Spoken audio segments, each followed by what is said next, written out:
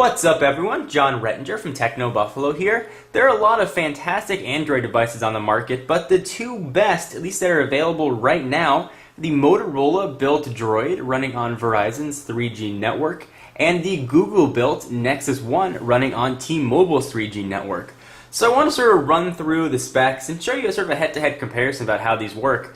Generally, when I do my head-to-heads, they're two different operating systems, so you can see how each one would do tasks differently. Here we're running sort of the same basic operating system, so it's going to be a little bit different how we run things here.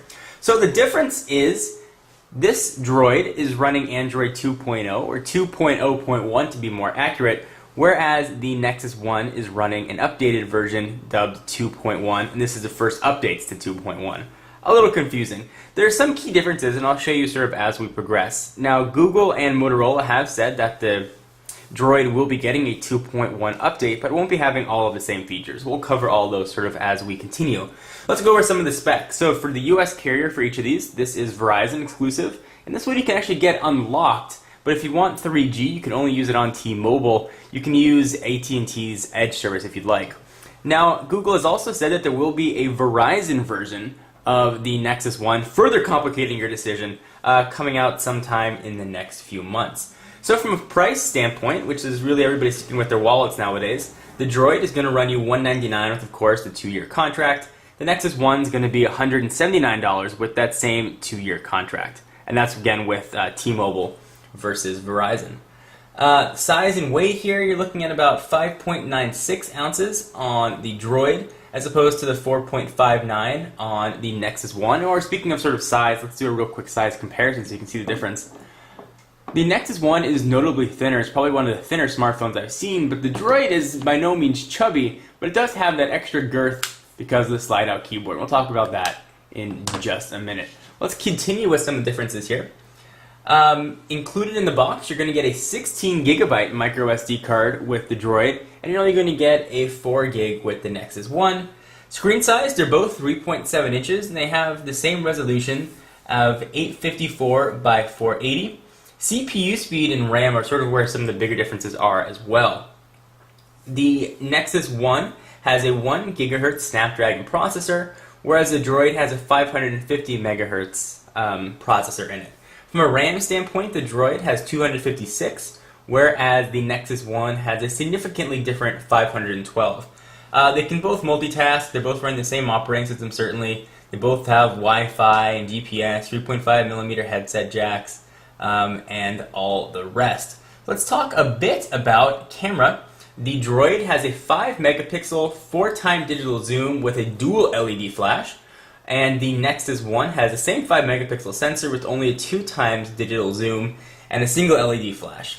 So there you go. They both have sort of a rudimentary autofocus as well.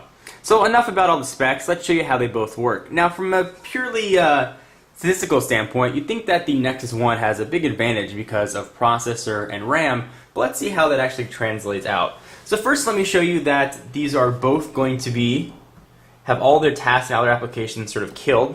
So I've got a third-party application here called Task Killer. I'm going to go ahead and cut down everything so you can see that we're starting from all of our free available RAM. Now some programs are going to load up on their own to make things running. Like we'll see on the Nexus 1, it's got to load up live wallpapers and things like that. But I want to sort of start from a baseline 0 so you guys can see that everything has been shut down. So with everything closed, we're looking at an available 140 megabytes and 109 here on the Droid. So a bit of a difference. Let's go ahead and close these. Some of the differences that you're going to notice as well, I think, is going to be the navigation. You can see right here, we're having a hard time even pushing the buttons. I am not a fan of the capacitive buttons on the Nexus 1. They're oftentimes not very responsive. You can't really use your forefinger that much. You have to actually use your thumb and really hit it. They're pretty responsive here on the Droid. On the Nexus 1, you can navigate with the scroll ball here. With the Nexus 1, you're sort of limited to your finger. So some of the 2.1 updates. Well, you can see the sort of zooming lines in the background. Those are called live wallpapers. And they don't really add any sort of functionality, just sort of fun to look at. In addition to 2.1, you get a few more home screens.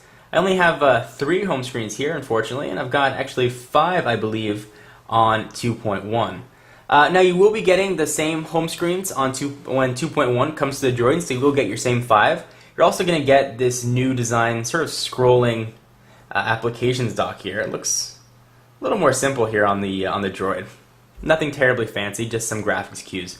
You're also going to get access to multi-touch. The browser will be a full multi-touch browser, which is not currently the case on the Droid. On the unlocked version called the Milestone, it is, but there are third-party browsers right now called Dolphin, for example, that will give you multi-touch. When 2.1 does come to the Droid, it will be endowed with multi-touch. So I'm not going to hold that against it right now.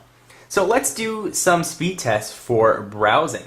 They're both running right now on the same Wi-Fi network, and then we'll sort of shut down the networks, or shut down the Wi-Fi, and we'll see how they compare on their own 3G merits. Let's go ahead and I'm going to open up the browsers on each of these. It should default right to Google. So I'm going to go ahead and launch technobuffalo.com on each of these, and TechnoBuffalo has been loaded on both of these before, so it'll be a test of a site that you visit on a more regular basis. Alright, so I'll try and hit these both at the same time, which is more difficult than you think it would be. Alright, and we're off on both of them. And again, running on the same Wi-Fi network. Looks like the Nexus 1 is displaying the content first. The Droid was pretty close behind. The Nexus 1 is done, and the Droid is still loading. And it's done. So finished just a little bit behind. Not much, but there was definitely a noticeable difference. Let's see how the processor and the RAM handle scrolling here. If you scroll very quickly, does it keep up? It does appear to keep up. You don't get any sort of that checkerboard pattern at the bottom, which I find very annoying. It's sort of a sign of a slower processor. None here, of course, on the Nexus 1 as well. If you don't see it on the Droid, you wouldn't expect to see it on the Nexus 1 either. Okay, so next we're going to load up a website that I've never visited on either of these devices, so it'll be sort of a raw test with nothing stored in the memory, nothing cached at all. We'll go to comedy.com, which I assume is a site. So we've got it queued up, ready to go at the same time, and this will be, again, a test on the same Wi-Fi network of the speed, see if we get the same result that we had last time. Alright, and they are both off, loading comedy.com, which has never been put on either of these. Again, it looks like the Nexus 1's got a slight edge, but the Droid appears to be pretty close behind. Nexus 1 is done, and the Droid is still loading. You can probably start counting, so maybe 2 or 3 seconds behind. So we did see the same results. Now here with 2.1, we do have native multi-touch. We do not have native multi-touch here, though, on the Motorola Droid. So let's turn off Wi-Fi and try one more test, and you can compare network to network. So if you want to pick these phones up as they are right now, T-Mobile versus Verizon, let's see if there's a difference. Okay, so we're going to load technobuffalo.com again using Verizon's 3G EVDO network and T-Mobile's 3G HSDPA network. Let's go ahead and hit them both at the same time and see if we can get a winner. So they are both off. They look to be pretty close to the same. Looks like the Droid is actually a little bit quicker now. It's actually showing content much earlier than the Nexus 1 is.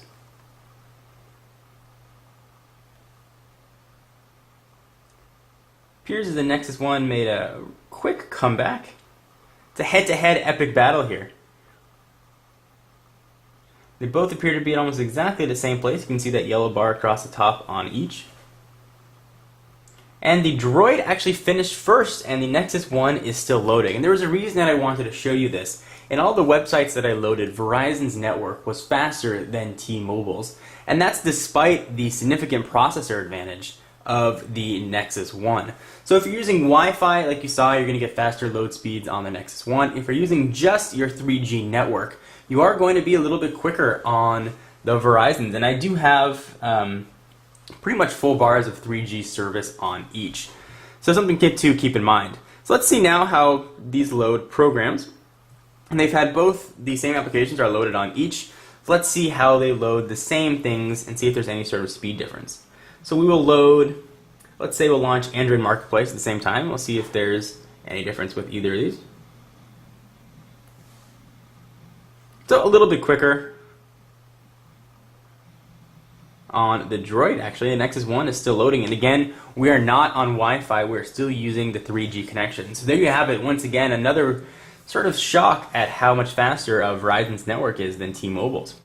Let's go ahead and launch another program. Let's go ahead and try Calendar, for example. So actually a little bit quicker on the Droid, not much.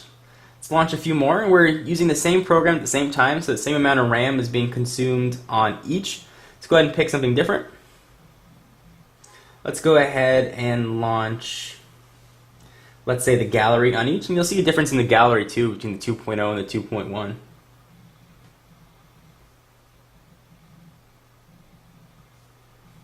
So pretty close. They show things differently, but relatively even as far as how quickly they launch. So let's talk about a few more things and try not to make this an hour-long video. There's so much we can cover here. Camera quality I found to be almost identical on each, and that includes camcorder quality. So that's sort of a wash, I'd say. I really do like the buttons. Same having that trouble again. The buttons much more on the Droid. Now, if you prefer a QWERTY keyboard, the Droid's going to be your best option because, of course, it has one.